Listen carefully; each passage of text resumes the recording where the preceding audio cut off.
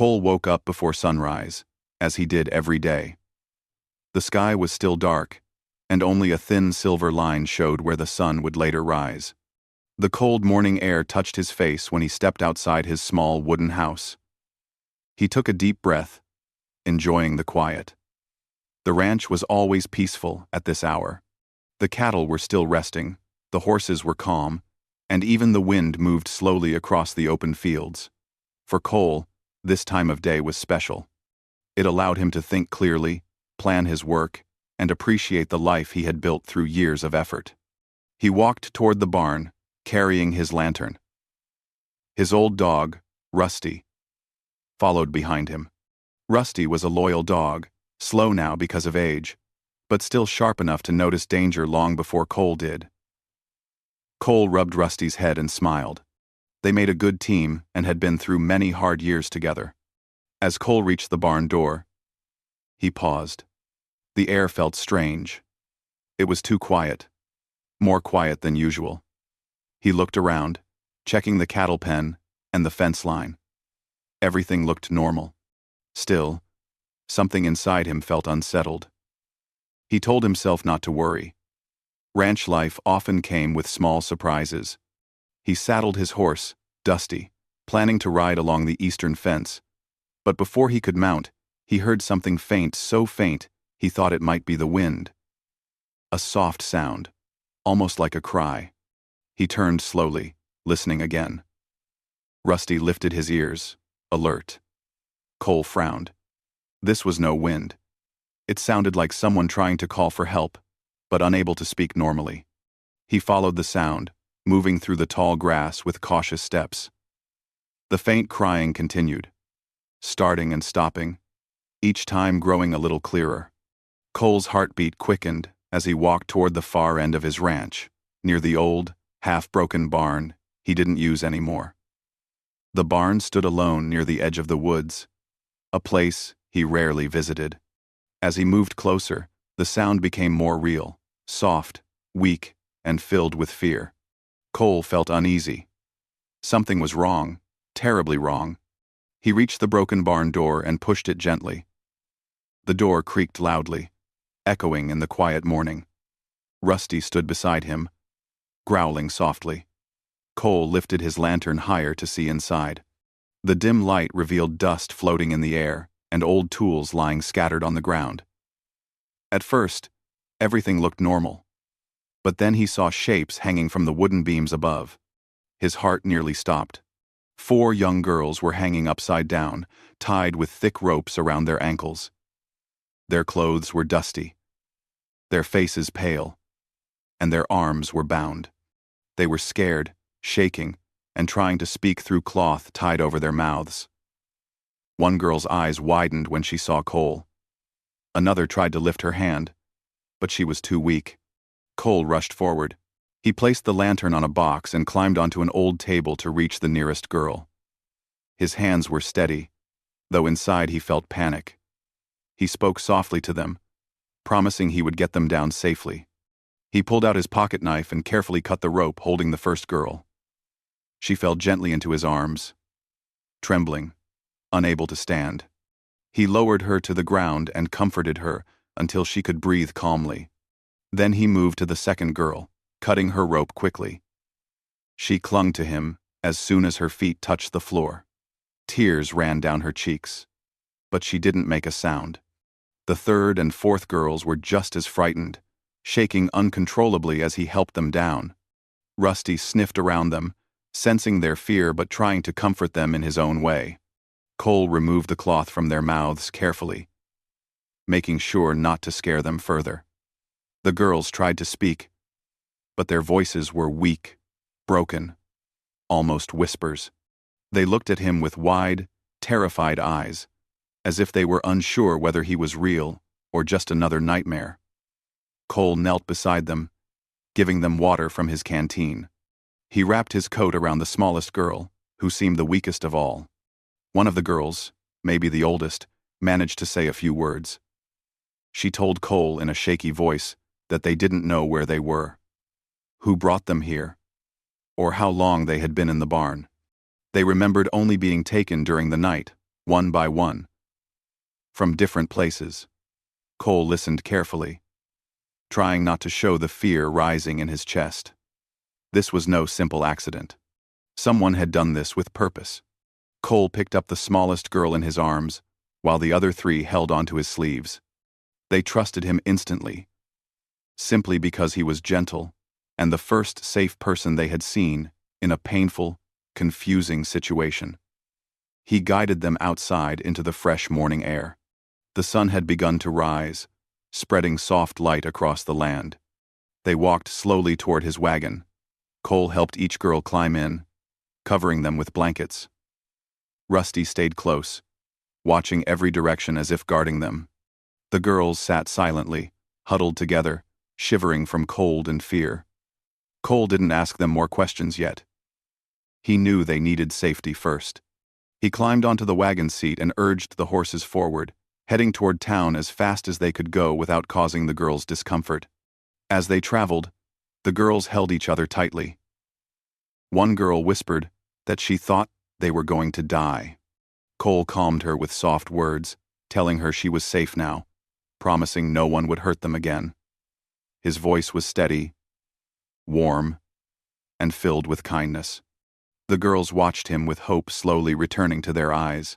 When Cole reached town, people gathered immediately, shocked and confused. Mothers rushed forward, asking who these children were.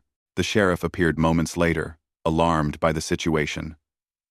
Cole helped each girl down carefully from the wagon, carrying the smallest again because she could not walk. Town doctors hurried over, offering blankets, warm drinks, and gentle questions. The girls clung to Cole, refusing to let go of his sleeves at first. They were too frightened to be away from him, even for a second. He reassured them that he was right there and would not leave until they felt safe. While the doctors examined them, Cole stood outside the clinic, thinking deeply. The girls' scattered words echoed in his mind. Taken during the night. Didn't know each other. Taken from different places. Hanging in an abandoned barn. Someone planning something. The more he thought, the clearer it became. This was not the work of one person. Someone or several people had planned this carefully. The ropes, the barn, the timing, nothing was random. The first times are, the sheriff asked Cole to explain everything. Cole told him everything he had found, but his heart felt heavy. He had saved 4 lives today, but he sensed the danger was far from over. Someone had done this for a reason, and if they got away with it once, they would do it again. The town felt shaken, uncertain, and afraid. But in the middle of all that fear, one thing stood strong. Cole, the man who had found 4 helpless girls, the man who acted before fear could stop him, the man the girls trusted, the man who saved lives before sunrise, and the man who now knew a terrible truth that no one else wanted to believe. The plot behind these girls was real. It was dangerous, and it was far from finished. Cole stayed near the clinic the entire morning, walking back and forth outside the small building. He had delivered the girls safely, but his heart was far from calm. Every time he pictured the way they were hanging in that barn, his chest tightened. He could not understand who would do something like that. The girls were young, innocent, and terrified. Someone had taken them from different places, tied them, and kept them hidden. Cole knew the answers would not be simple. Inside the clinic, doctors carefully checked the girls. A few townspeople brought warm soup and blankets. The girls' faces slowly began to regain color, but fear still lived in their eyes. Whenever footsteps echoed in the hallway, they flinched. Whenever someone tried asking too many questions, they lowered their heads and went silent. The trauma in their hearts was clear. Cole finally went inside when the sheriff called him in. The sheriff, a middle-aged man named Harris, had a deep voice and serious eyes. He respected Cole, but he was also worried. Cole could see the way Sheriff Harris stared at the girls, confused, angry, and unsure how to handle something so unexpected. Cole sat on a wooden chair while the sheriff tried talking to the girls gently. "You are safe," he told them. "No one will hurt you." Another said she remembered being carried by someone strong.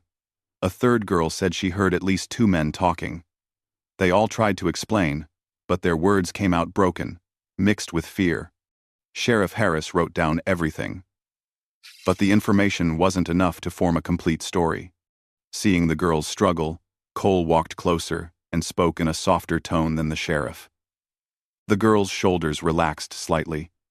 They trusted Cole because he had rescued them. One girl took his hand. Another rested her head on his arm. Their quiet actions showed how safe they felt around him. "Take your time," Cole told them. "You don't have to be scared anymore." Slowly, they shared bits of what they remembered. They did not know each other. They were taken from different small roads and farm areas. Some of them were walking, some were playing outside, and one had been feeding chickens when someone grabbed her. They didn't see faces clearly, only shadows and rough voices. They were put into a wagon and kept quiet with threats they couldn't fully describe. They didn't know how many nights had passed. Cole listened carefully, thinking with each detail. This was not the work of a single person. It was too organized, too planned. 3 kidnappings in different areas. 4 girls gathered in one place. Someone had scouted the land. Someone had watched these children. Someone had chosen the abandoned barn on Cole's property for a reason. Sheriff Harris turned to Cole. "This is worse than we thought," he said quietly. "We need to find out who did it." Cole nodded. "I'll help in any way I can." The sheriff sighed deeply. "I know you will. But be careful. This is not small." Later that day, Cole rode back to his ranch. His mind was restless, filled with questions. He guided Dusty slowly toward the abandoned barn again. He needed to understand what he had missed. Rusty trotted beside him, sniffing the ground with purpose. Inside the barn, everything looked the same as earlier. But now Cole studied every detail closely. He crouched near the dusty floor, where the girls had been hanging. He examined the broken pieces of rope, noticing that the knots were tight and professional. Whoever did this had experience with tying materials firmly. He checked the walls and noticed small scratches, signs that someone had leaned tools or crates against them. Then he noticed footprints. Not one set, but several. Different sizes. Different shoe types. Some steps were heavy, some lighter. Someone had walked in and out of this barn many times. Cole followed the tracks outside and discovered wagon marks in the dirt. The tracks curved around the back of the barn, where someone had hidden a wagon behind the trees. The tracks were fresh, not more than a day old. Rusty barked softly, leading Cole toward the edge of the woods. There, Cole found something half buried under fallen leaves, a food container. It was empty, but it meant someone had been living nearby. He kept searching and found more scattered pieces of evidence. Dried breadcrumbs, a torn piece of cloth, and even a broken lantern handle. Each item confirmed the same truth. The kidnappers had been using the barn as a hiding place for days. Cole stood at the entrance of the barn, breathing deeply. Whoever did this had watched the ranch carefully. They had chosen a place far from town. They had moved at night. They had planned every step. And yet, they had escaped before sunrise. Cole returned to town with the evidence in his saddlebags. Sheriff Harris studied each item Cole brought and rubbed his forehead in frustration. "This is too organized," he said. "They didn't just grab kids randomly. They planned this." Cole agreed. "And they'll try again unless we stop them." The town grew tense as news spread. Families kept their children indoors. Some locked their barns. Others stayed up all night, with lanterns lit. People whispered in groups, trying to understand who could possibly be behind such a terrible plan. Cole paid attention to every whisper. Some townsfolk mentioned seeing strangers recently. 2 men asking about quiet roads.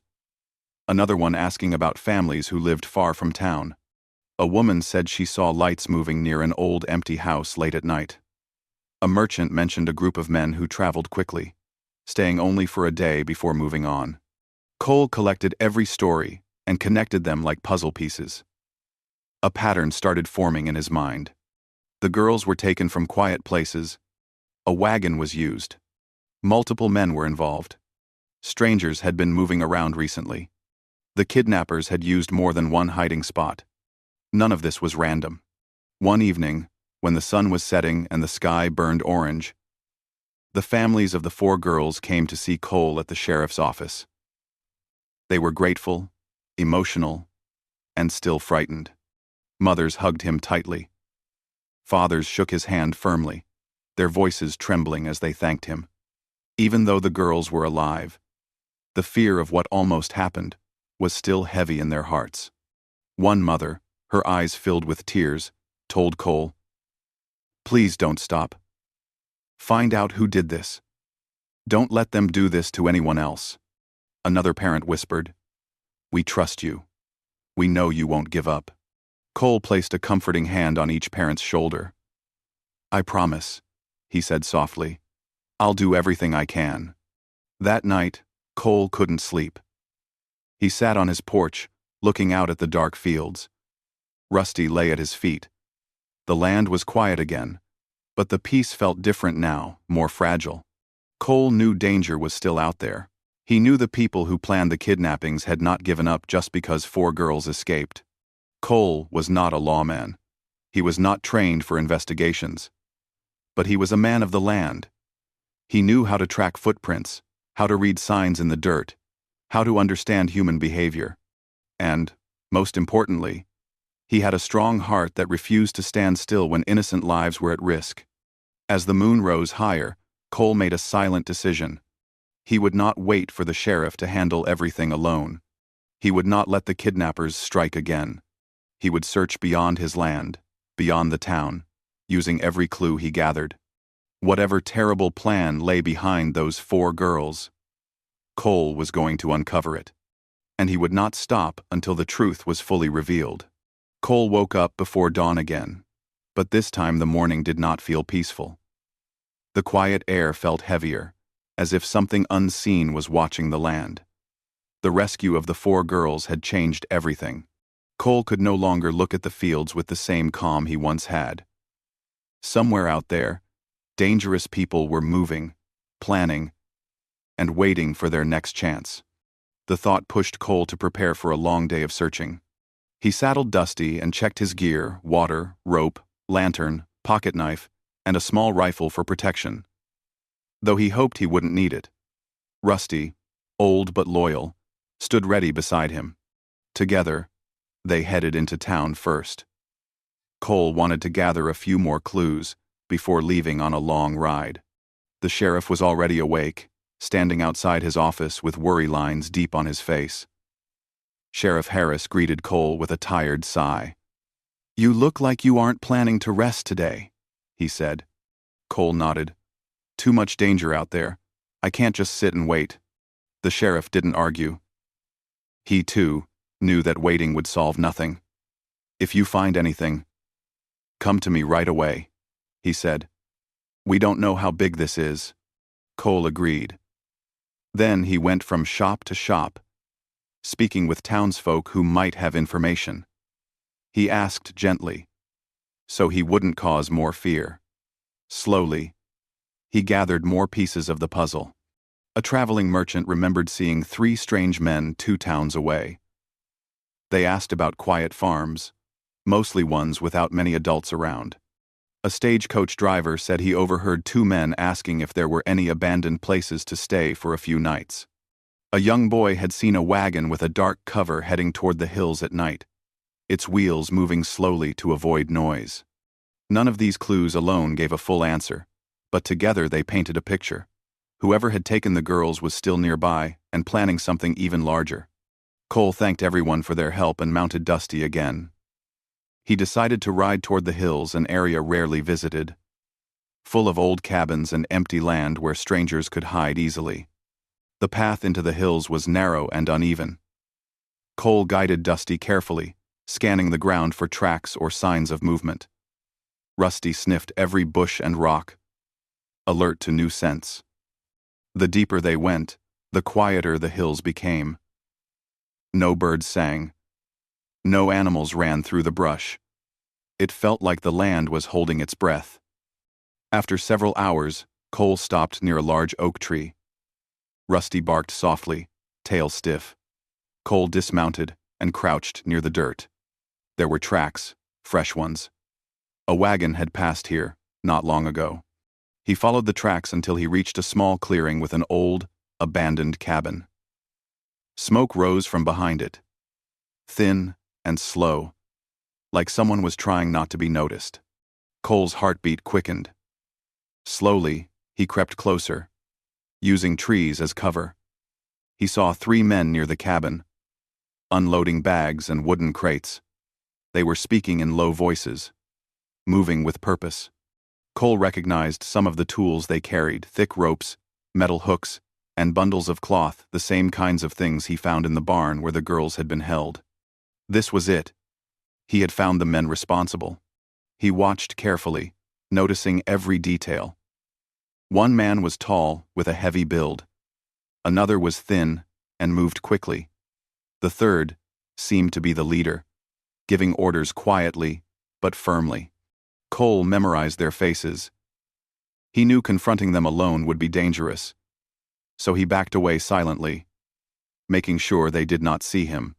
Once he was far enough, he mounted Dusty and rode back toward town with urgency. He needed to tell the sheriff quickly. But halfway down the trail, he slowed down. Sheriff Harris had only a few deputies. They weren't enough to face 3 organized men. Cole thought about the families who trusted him, the girls who clung to his sleeves, the danger still out there. He realized he needed more help. Instead of going straight to town, Cole rode to nearby farms where he knew good men who could be trusted, men who understood danger and would not turn away from those in need. One by one, he visited them.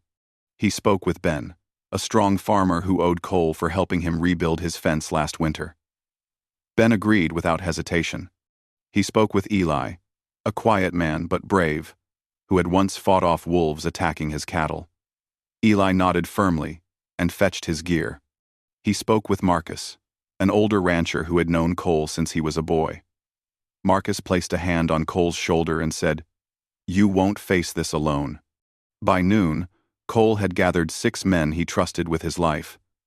They didn't ask many questions. They saw the seriousness in his eyes and understood the weight of the situation. They saddled their horses and followed Cole toward town. When they reached the sheriff's office, Sheriff Harris stepped outside, surprised to see the group. Cole explained everything: how he tracked the wagon to the hills, how he saw the men unloading supplies, how he believed this was the group responsible for the kidnappings.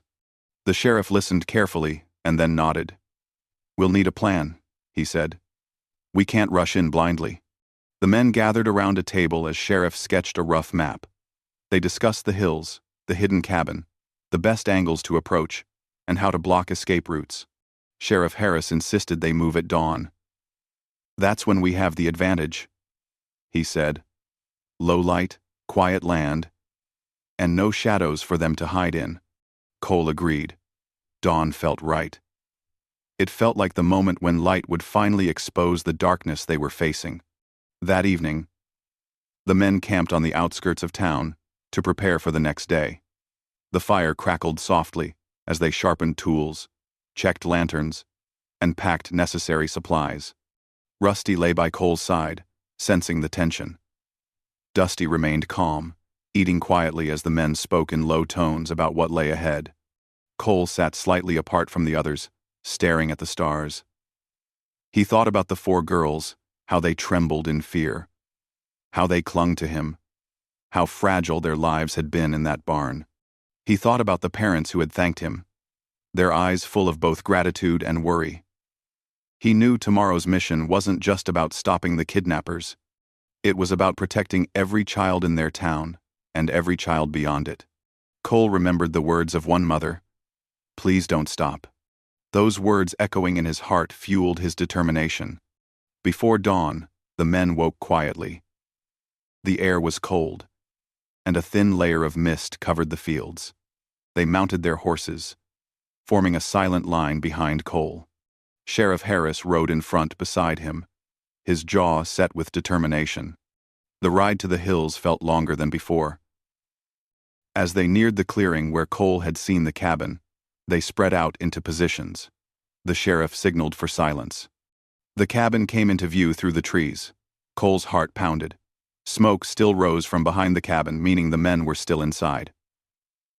Rusty stayed low, waiting for a command. The men took their positions slowly, blocking the paths around the cabin so no one could escape. Sheriff Harris raised his hand and pointed to Cole. Cole moved forward first, leading the final approach. He knew these hills. He knew the land, and he knew how to move without noise. Step by step, he closed the distance, until he was close enough to hear voices inside the cabin. The moment of truth had arrived.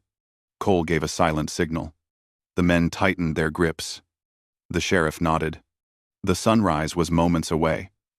The first light of morning slowly spread across the hills as Cole and the group of men silently surrounded the cabin. A cold breeze moved through the trees, carrying the smell of pine and damp earth. Cole felt his heartbeat steady itself. He had been waiting for this moment since the day he found the 4 girls hanging in the barn. Today, everything would end one way or another. Sheriff Harris moved quietly beside Cole, whispering, "Remember the plan. No sudden moves unless needed." Cole nodded. Each man knew exactly where to stand, which direction to face, and what to do. They were not soldiers, but they were brave men who protected their land, their families, and the innocent. The cabin door was closed, but faint voices could be heard inside.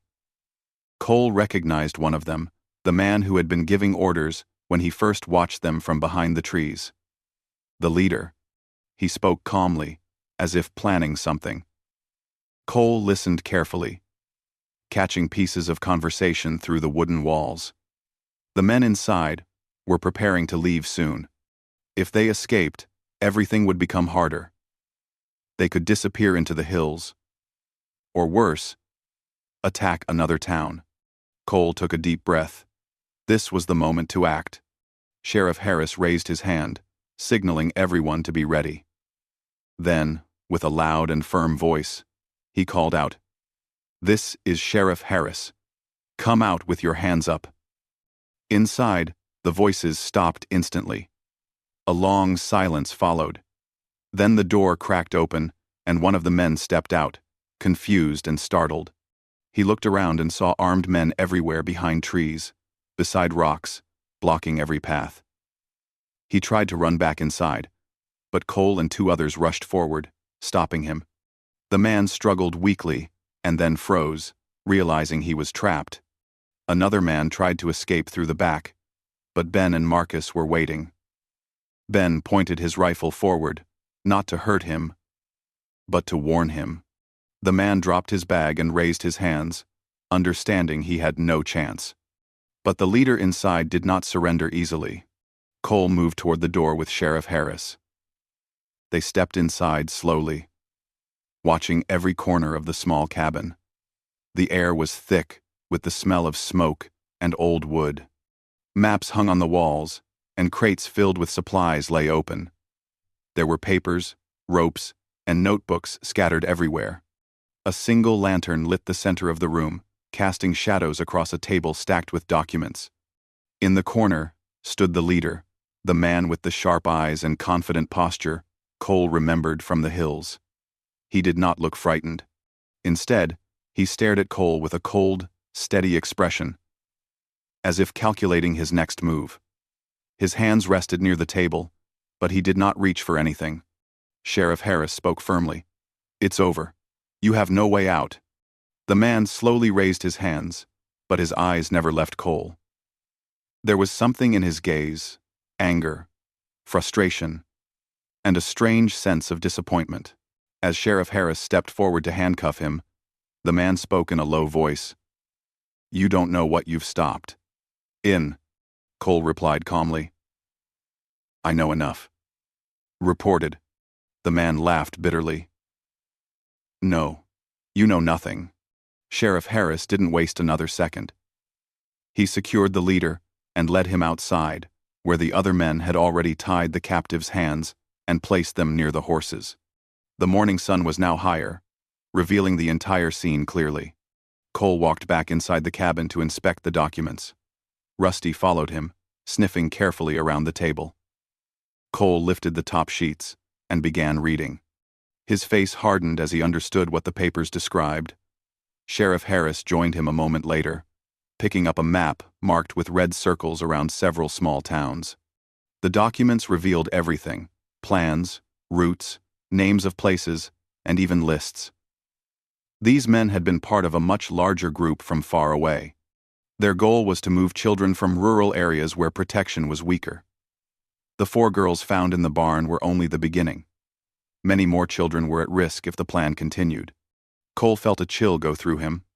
If he hadn't found those girls by chance, if he had ignored the faint cries, if he hadn't trusted his instincts, then the kidnappers would have kept working in silence, moving from town to town, hurting more families. Cole turned to Sheriff Harris. We need to send this information to other towns. People have to know what's coming. The sheriff nodded. We will. This stops now. Everywhere. The men gathered in the cabin and examined the evidence. Some of them were deeply shaken. Marcus rubbed his forehead and said, I can't believe this was happening so close to our homes. Eli, usually quiet, added, If Cole hadn't found the girls, we would never have known. Cole didn't feel proud. He felt heavy. He knew lives had been saved, but the danger had been much bigger than anyone imagined. After collecting all the documents, Sheriff Harris ordered the men to take the prisoners back to town. The leader walked silently between Cole and the sheriff. He did not resist, but his eyes showed cold anger, as if he believed someone else would continue the plan somewhere else. Cole didn't let the anger in those eyes shake him. He had done what he had to do. The group rode slowly toward town. People gathered when they saw the sheriff leading the captured men. Whispers filled the air. Mothers held their children close. Fathers stood protectively, grateful but deeply disturbed. Sheriff Harris made an announcement in the center of town, explaining everything in simple terms: how the girls had been found, how the kidnappers had used abandoned places, and how Cole's tracking had led to the arrest. People listened with wide eyes and trembling breaths. The town finally understood the danger they had faced. But something else happened too. The town looked at Cole with a new kind of respect. They had always liked him for his quiet nature and hard work, but now they saw him as something more. He was the reason 4 girls were alive. He was the reason the kidnappers had been caught. He was the reason the town was safe. Parents walked up to him, thanking him with tears in their eyes. Some hugged him. Some placed their hands on his shoulders. Some could barely speak from emotion. The 4 girls, now healthier and smiling again, ran to him and held on to him tightly. Their families stood behind them, grateful beyond words. One of the little girls looked up at Cole and said softly, You saved us. Cole knelt down and smiled gently. You're safe now. That's what matters. After the crowd calmed, the sheriff approached Cole. You did more than any lawman could have done, he said seriously. You followed your heart. That's what saved them. Cole felt humbled. I just did what anyone should do, he replied. But Sheriff Harris shook his head. Not everyone has the courage to act when it matters most. The next days were filled with peace. The girls slowly healed, their laughter returning. Their families visited Cole often, bringing him food, helping him on the ranch, and treating him as part of their family. The town worked together to strengthen safety, closing old barns, watching roads, and staying more alert. Cole returned to his quiet life, but people visited him more than ever. But Cole remained humble, always saying he was just a rancher who listened to his instincts. Yet deep inside, Cole knew something important. He had stepped forward when most would have stepped back. He had acted when fear could have frozen him. He had listened to cries that others might have ignored. He had saved 4 innocent girls. He had stopped a dangerous plot. He had protected his town. Cole stood on his porch one evening, watching the sun set across the open fields. Rusty lay at his feet. Dusty grazed quietly nearby, and the peaceful wind brushed across the land again. This time, truly peaceful. The land felt safe again. The girls were safe. The families were safe. And though Cole did not seek praise, everyone knew one truth. The rancher had become the hero the town would never forget.